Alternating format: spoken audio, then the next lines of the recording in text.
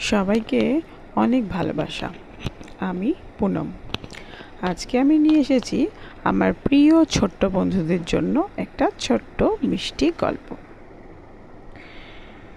এক বনে এক শেয়াল বাস করত। শেয়ালটা ছিল খুব দয়ালু। তার অনেক বন্ধু বান্ধবও ছিল।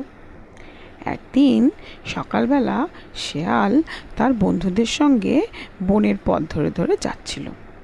হঠাৎ একটা কিসের আওয়াজ শুনে সে চলে আসলো একটি গর্তের কাছে।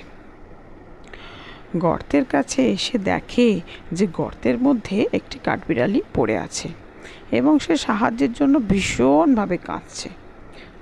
তখন কাঠবিড়ালির এই অবস্থা দেখে শেয়ালটির ভীষণ মায়া হলো। সে তখন নানা রকমভাবে চেষ্টা করতে থাকলো যে কাঠবিড়ালিটাকে কী করে এখান থেকে বের করা যায়।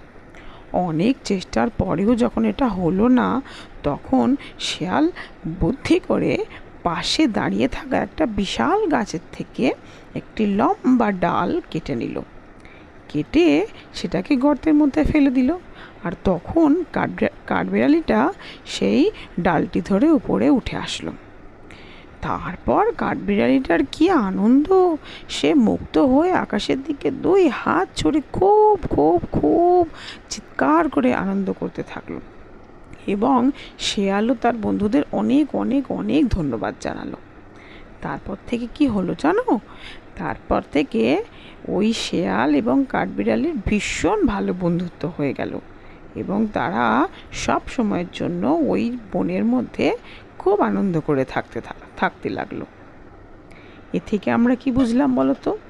এ থেকে আমরা বুঝলাম যে বন্ধুত্ব, দয়া এবং ভালোবাসা আমাদের সমস্ত সমাজের যে খারাপ জিনিসগুলো আছে সেগুলো সব দূর করে দেয়। তাহলে আমার প্রিয় ছোট্ট বন্ধুরা, তোমরাও এবার থেকে তোমার বন্ধুদের প্রতি, বাড়ির প্রতি এবং সকলের প্রতি দয়া, সম্মান, ভালোবাসা, বন্ধুত্ব এগুলো সব বজায় রেখে চলবে। কেমন? টাটা।